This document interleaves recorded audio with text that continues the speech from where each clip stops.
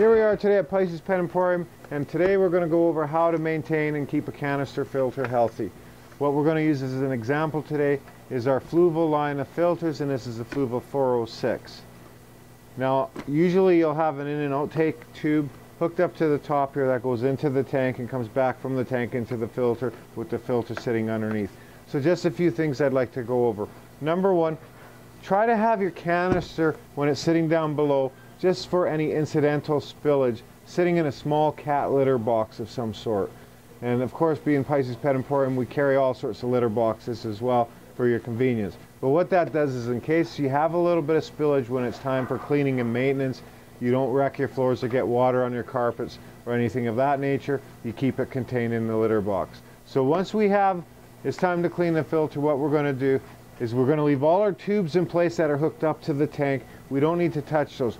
We basically open up the valve on the top to close, and then we disengage the valve and we leave this hanging from the aquarium hooked up to the in and outtake tubes, and we're able to take our filter away for cleaning. So once we've removed the filter from the tank area to our cleaning station, which could be a sink or a tub or your shower, wherever you like to do your maintenance on your filters, we bring it to that spot. And these are very simple filters to use, but they do need maintenance. So the first thing we're going to do is we pop the lids off. So when you take these lids off, this is really important. Open them at the same time and gently push down. So you push, the handles will push and separate the top from the bottom. So once that's done and it's separated, then you just lift. Okay, we'll set this to the side. First thing we'll do is we'll take out our sponges, and again we'll wash our sponges in dechlorinated water and put them back. Usually you'll get the sponges will last you 3 to 4 months. After that they'll start to degrade, so usually every third month we recommend you change the sponges in with new ones. But make sure you clean them in dechlorinated water. That's the key to success with these filters. Then what we're going to do is we'll start to take out the chambers, and as you can see, it's a series of Tupperware containers, and this allows for different filter media.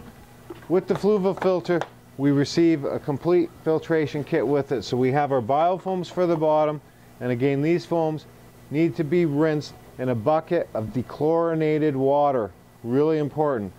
Just use dechlorinated water and squish them out till they're all clean, and then place them back in the tray. Put the tray back into the bottom. In the second tray from the bottom, we're going to have we're going to have our carbon inserts. So our carbon inserts come pre-packed in packaging, so it keeps it nice and clean, and we replace those every 3 weeks to 4 weeks. In another container, we're going to have our biological media, which is either our ceramic stones, or Pisces carries our quartz stones, but either biological media will improve the biological filtration.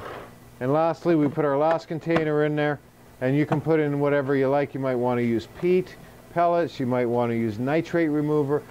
Again, the nice thing about this filter is we can use whatever media we want to manipulate the water column, and then we put our foam back. That's pretty straightforward and easy to look after. But this is where we kind of want to pay attention a bit, is we want to be able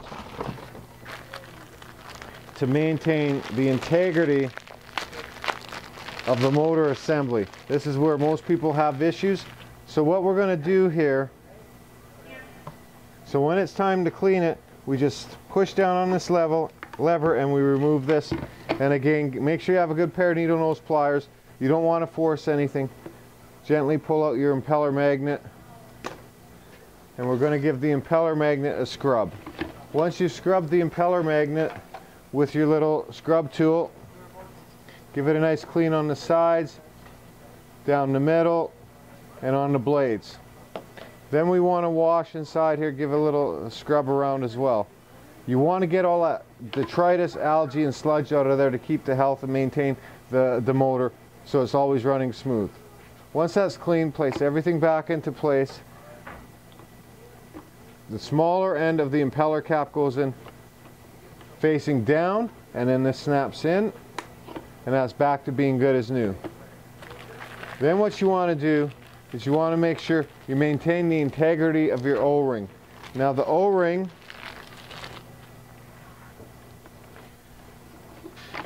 Just goes on the outside like so. It just slips into place. But make sure every time you clean your filter, you lubricate the O-ring. This is really important. So all you do is you put a little dab, and I'll take the O-ring off to show everybody. Just put a little dab between your fingers, and then you just run it through your fingers. Give it another dab as it dries. Run it through your fingers, and that lubricant is going to keep it from leaking it at any point on you, and just drop it back into place. Once that's done, you just sit the label back on top, and the trick with these filters is simple. You will see that when I put this back, the lettering here is cut in half from the motor head to the canister. So you just line up those letters again so they're the same, and then when you lay it down on top, you just snap that back in. You should feel just a little bit of tension. That means that your O-ring is in the proper spot and it's sealed and it's not going to leak. Reattach your hoses to the unit. Simple. Put it back in place, lock it down in place, open them up. This is how you prime this. Once you start to hear the water come down the tubes, then you plug it in and it's off to the races. That simple, that easy. But you need to do this to maintain the integrity and health of your canister filter. Without following these steps, you'll run into problems with the motor seizing or not turning, or the water flow slowing right down. Remember, the filter is there to remove waste and detritus from your aquarium. So the more plugged it becomes, the slower it becomes. So that's just an indication that it needs to be cleaned. If you have any questions at all, come down to Pisces Pet Emporium and we'll be more than happy to show you or assist you in maintaining your filters and getting the right tools to look after them so you have your investment looked after for a long time. Thank you so much, and check back with us soon.